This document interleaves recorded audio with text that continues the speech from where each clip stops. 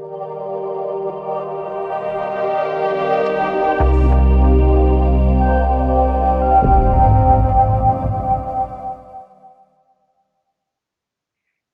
and welcome to our discussion about issues of importance to the Caucasus.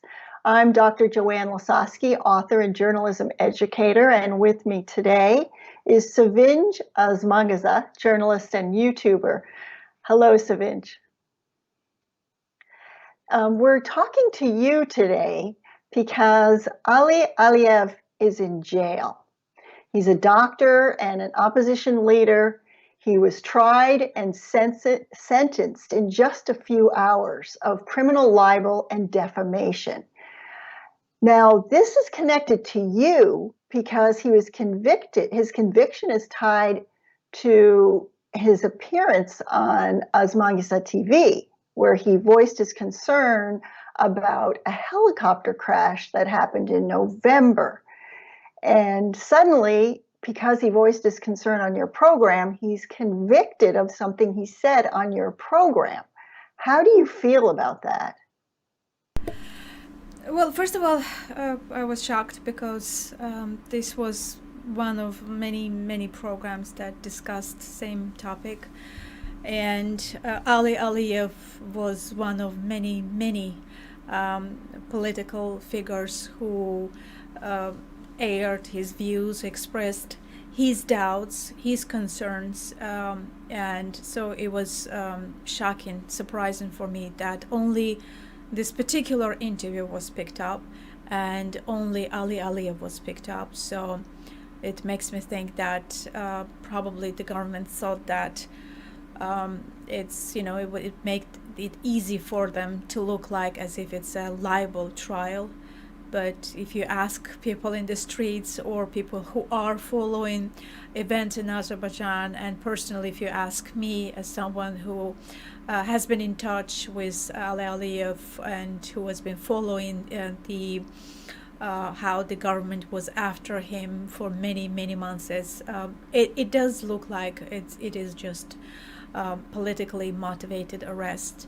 There was a desire to throw him in jail, and this is just a pretext. So what is this particular issue that he talked about regarding the helicopter crash that happened in November that they're taking issue with? Well, the November 30, there was a helicopter crash, that helicopter that belongs to the state border service. And it was when the crash happened for approximately 8.5 hours. There was no information released about the incident. And what happened is that after hours, the official confirmation of the crash was announced. And it was told that there was 16 people on the board, and that 14 of them died, and there are 2 survivors of the crash.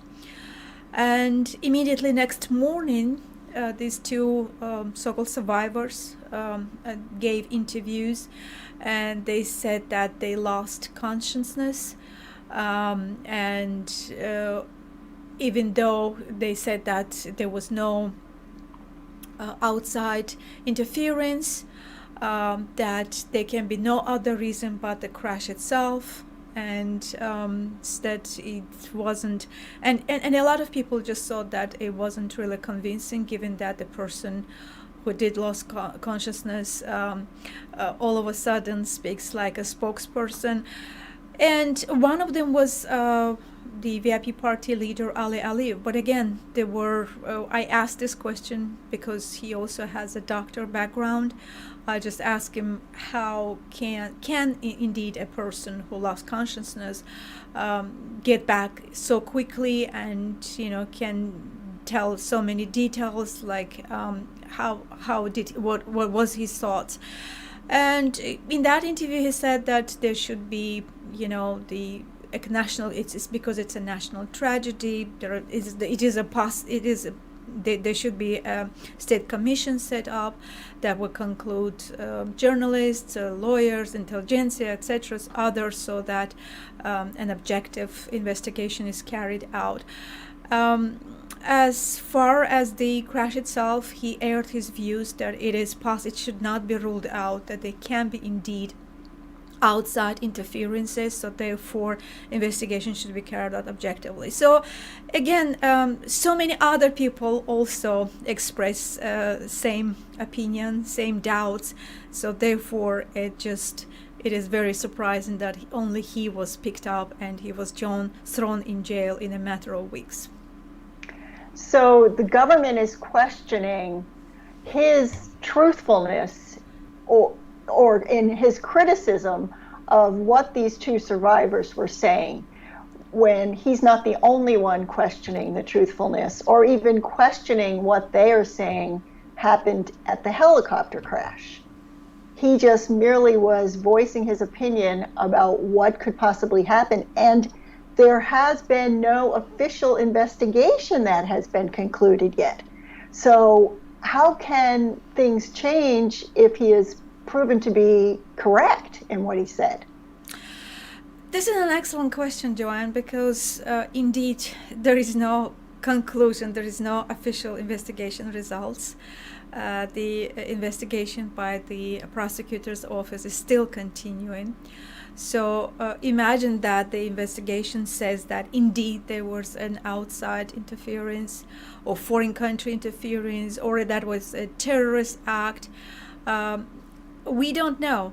Just imagine that we learn the results 2 months from now on, or 6 months from now on. But Ali Aliyev is already in jail. So the court somehow ruled that he was lying. So it is possible that the investigation proved that Ali Aliyev was right. So therefore, it is yet another nonsense without even waiting for official investigation results to throw someone to jail only because he expressed his thoughts. And also, it is a matter of freedom of speech, freedom of expression, freedom of media. I mean, just because, an official, these two officials of the state border service feel that, they have nobody, do they really think that nobody should be talking about this national tragedy? We here are looking at a very serious national security issue. We're talking about a helicopter that belongs to the state border service. We're talking at a time when the whole map of the region has been redrawn. Look what is going on with Russia, United States, and NATO, Kazakhstan. Russia is claiming that there are terrorist threats there, that the borders of this country may actually end up being looked after or taken care of by Russian border services. So there's a lot at stake right now. And again, it's a national security matter. And when a helicopter like that happens, it is a job of public figures, opposition leaders, of journalists to look at all possible scenarios and to rule them out. If a opposition leader will be thrown into jail only because he was airing his views of possible scenarios, so we're talking about an official censorship.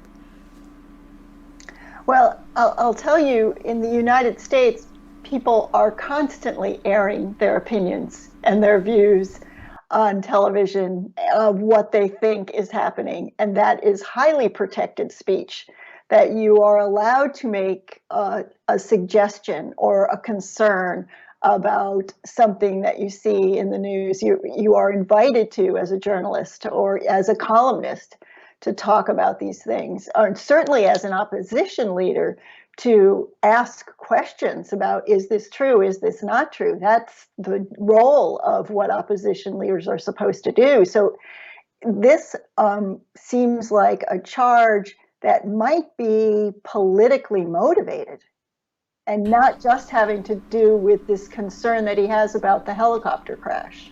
Absolutely right. This is the general conclusion that this seems to be politically motivated, and also given the fact that he's been persecuted for so long. I mean, like in September, he was interrogated at the state prosecutor's office, and he was told that he should bring down his tone, that he shouldn't be criticizing the president, he shouldn't be criticizing the government. Then a month after, he was taken by black masked people to the state, it's called National Security Service, where again he's been interrogated for hours. And he had to leave a paper that he will not be revealing the gist of what he has been asked about.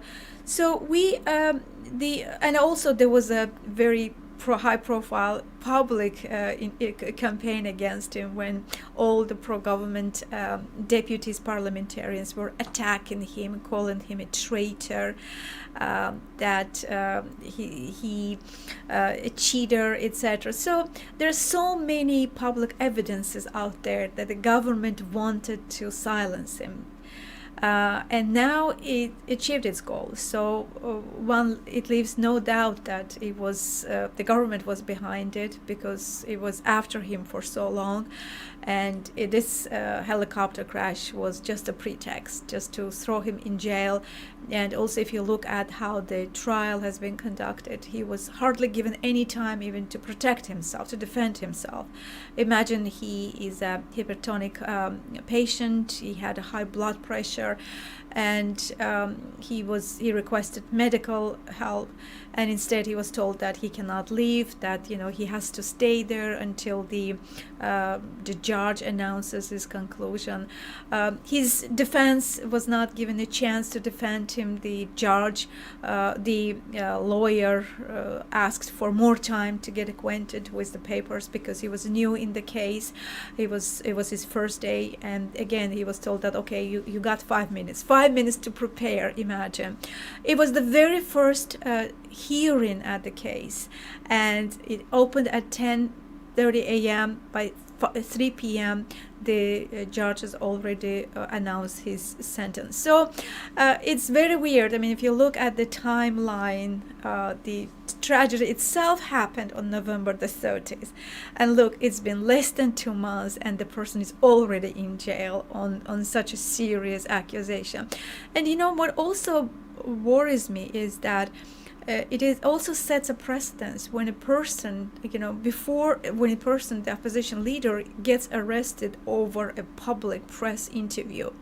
Because before, Azerbaijan, we would get political figures thrown in jail on charges like drugs or trafficking, on hooliganism, which were actually hard to indeed prove. We knew that it is staged. We knew that, again, it probably the government was behind it. But again, you had to be there to know whether there was any drugs and narcotics or anything. But in this case, we're talking about a public interview. The interview is still on my YouTube channel.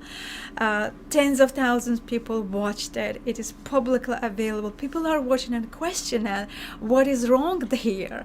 Why? Because of this freedom of speech or freedom of expression or something that he should be doing as an opposition leader, he should be in jail. So it really worries me that we are at a new stage, the new period, when people will be thrown into jail over things that they tell to the media, especially the internet media.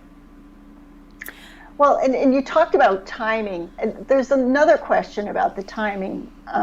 In your video, you said that Ali Aliyev's arrest was planned for President Aliyev's Jubilee. Talk a little bit about what happens in certain countries on presidents' birthdays. That's really interesting, because the first hearing of the trial was first announced for December 24th, when President Ilham Aliyev was celebrating his 60th birthday. In fact, every year when there is a president's birthday, you have to be cautious, even to leave home. If you are a dissent, if you are a journalist, if you are a public person, if you're critical of the government. I remember years ago the reporters for freedom, Institute for Reporters' Freedom and Safety sent out directions that try to limit going out on that day, because dictators, they're dictators. There always will be people who will try to please or bring you as a gift, as happened in Russia, for instance, when journalist Anna Politkovskaya was actually killed on the day of President Vladimir Putin's birthday. So the fear is there. So you are cautious about this day, what happens. And interestingly, that very day, Ali Aliyev's first trial was announced. But because journalists went after that, especially including myself, that just drawing attention to that. Interestingly, that day when President celebrates his Jubilee, Ali Aliyev will be arrested. Is somebody making a gift for Ilham Aliyev? So I think they noticed that, and they changed the date. So the date was rescheduled for January 13, and in a matter of hours, indeed, he was thrown to jail. Well, and he's convicted under a relatively new law in Azerbaijan focused on criminalizing libel and defamation, and that was adopted on December 30th of last year. Is there a possibility that that's the reason that this happened so quickly, and that's the reason that they have come up with this charge to put Ali Aliyev in jail because of that new law? The new law, actually, even though you're absolutely right, it was adopted last year, December 30th, but it did not come into effect yet because President Ilham Aliyev did not sign it yet. And the media community in Azerbaijan, journalists, international organizations such as Reporters Without Borders, PACE, United States State Department, they all sent letters to President Aliyev calling him not to sign this law into effect, because this really creates even more problems, more repressions with regard to journalists and media in Azerbaijan. So that did not happen yet, but I think that you're absolutely right. There is a connection between Ali Aliyev's arrest over a public interview and the new media law, because once that media law comes into effect, it will make life of internet media really hard. So it looks like even before, it's probably the government actually may be facing a dilemma whether to go ahead and sign this law or to try and see if it can avoid it, but already implementing it. For instance, in the resolution, in the court's resolution, it mentions the Osmanqizi channel's name, my channel's name, which is also unusual. So it's usually like media interview, but this time they've put in the court's resolution that he said that specifically to this channel's interview, which also has a chilling effect on people. Yesterday, I was interviewing one of the activists who took part at the trial, Bakhtiar Hajiyev. He was telling me that, look, the conclusion I have now that I have watched the trial, they're running your interview there, and the person is immediately thrown into jail. It makes me to believe that, okay, I shouldn't probably be appearing in that channel. I shouldn't be probably cooperating or giving you interviews, etc. So this is exactly the purpose of the media law itself. In normal countries, you would get, in democratic country, anything that is not forbidden is allowed. But in Azerbaijan, it's the other way around. Anything that is not allowed is forbidden. So this new media law, it now says that you have to be registered with a new state body. Now they're saying that you don't have to. It's not mandatory for everybody. But I'm sure that there will be new laws, new registrations, which will set certain criteria. There are already certain criteria. For instance, as a broadcaster, for instance, you have to be broadcasting 6 hours per day in order to get a license from the government, or you have to write like 20 articles a day. Now, I don't do any of those. I hardly broadcast, 2 hours or 3 hours a day. So what happens is that a couple months later, the government will be after those who do not have this license, or not credible, are not eligible to broadcast. So I think that this is actually, they're already trying that law not today by throwing Ali Aliyev to jail and showing that he's been thrown into jail because of this particular interview with this channel. This may be the beginning. So if this is the beginning, then what might be next? I mean, you've talked about the chilling effect, which you've already seen happening, but what's coming up now? What is there possibility for him to be exonerated if things change as far as the facts of the case in the helicopter crash? Are other people going to be arrested? What is the possibility? What's happening? What's going to happen next? I think the government is testing the waters to see how the public, local, domestic, and international reacts. For instance, Ali Aliyev himself, he has a second trial coming up, even though he's already in jail. That is planned for February the 3rd. So I think if there is no protests, they may go ahead and double his sentence in jail. And the same with the media. New media law, I think not everybody really realizes what it brings, what it's gonna bring, because there was so little time for the public to find out about this. Last year, January, President Aliyev set up a new media body called Media Development Agency, and whose mission was to come up with a new media law. And the media law was adopted in the end of the year, December 30th. So you would think that since President obligated this agency to come up with a law, they had a whole year to prepare. So you would think that probably the public or journalists knew about this. But that is not the case. They kept it secret for the whole year. So for the whole year, they were working on this secret media law, and journalists, media experts, me, myself, we knew nothing about this law. Then all of a sudden in November, the president's office sends the already ready media draft, the draft of the body, to the parliament, and in a matter of weeks, the parliament adopts this media law.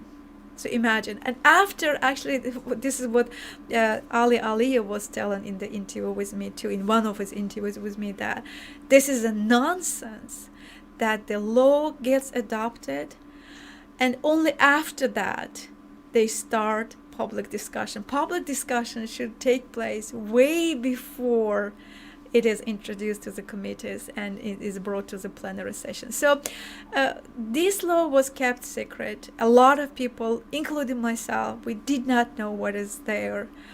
But now that we know, but it is already adopted. Now that we know, it's really gonna make things even way worse. So basically now the government will decide if you are a journalist or not.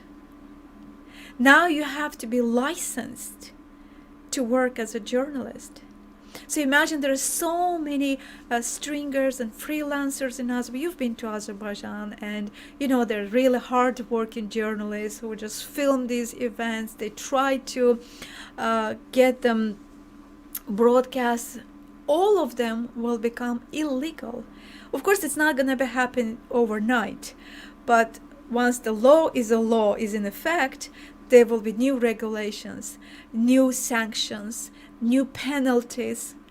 And for instance, it's obviously going to affect a lot of journalists, and including myself, and also people who are ordinary, average social media users. There will be posting status or for filming someone.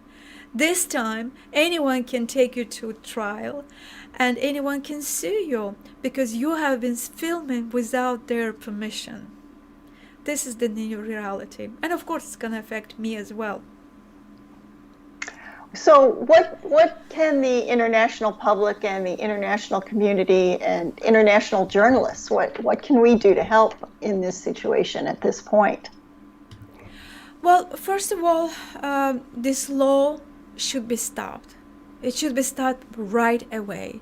It should not be signed into effect. So the pressure on President Aliyev, because he is responsible for it.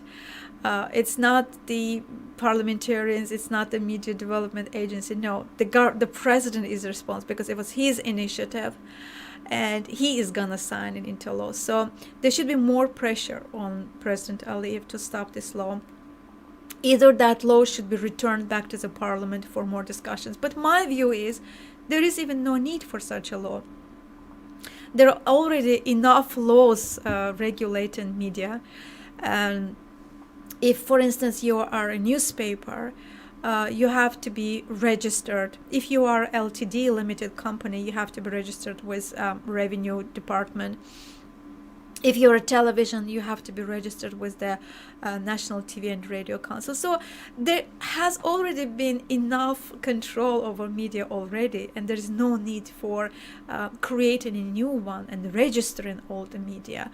This is ridiculous. This is just government's way of controlling the media, deciding who can write about me, who can criticize me, who can broadcast to the country. Imagine I'm broadcasting to Azerbaijan from overseas, but majority of my audience in Azerbaijan. So can I not do that? Do I really have to apply for this license? What is gonna change? I'm not even using national frequencies.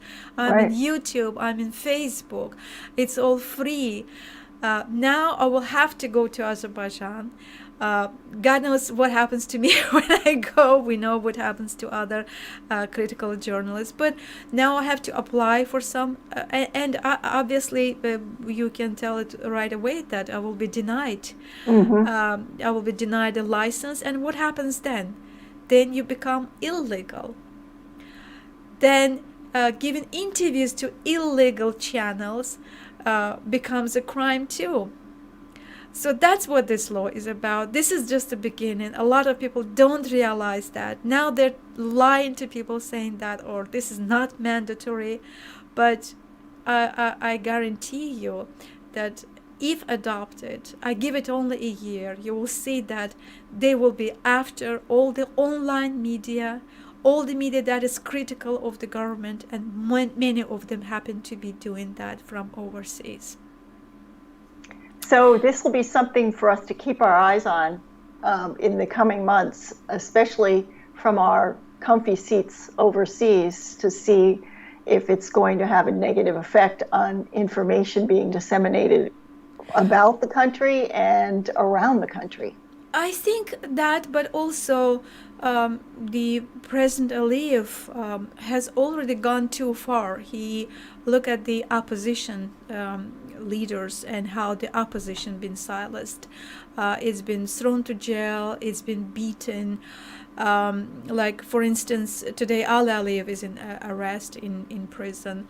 Only recently, another opposition leader, Tofik Yagublu, he has been beaten at the protest rally, at a peaceful protest, and he applied for the prosecutor's office to open a criminal case about those who is beaten him.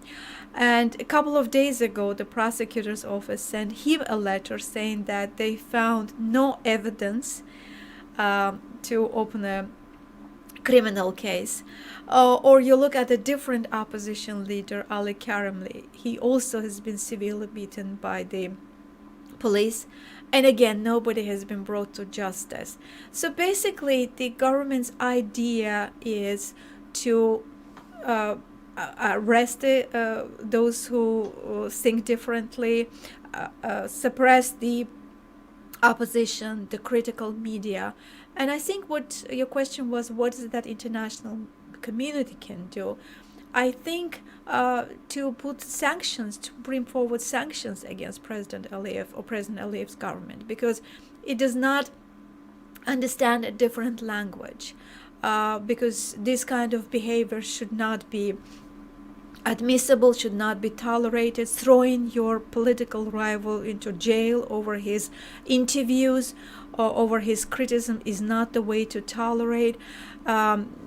Beating your rival at a peaceful rally is not the way to rule the country.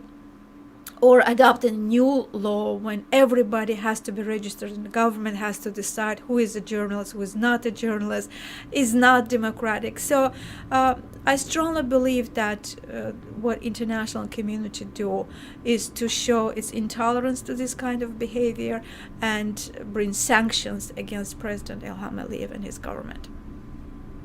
Well, thank you very much for your insights, and we are going to keep our eyes on what's happening in Azerbaijan regarding this new media law, and also what's happening with Ali Aliyev. Thank you for your information. Thank you, Joanne.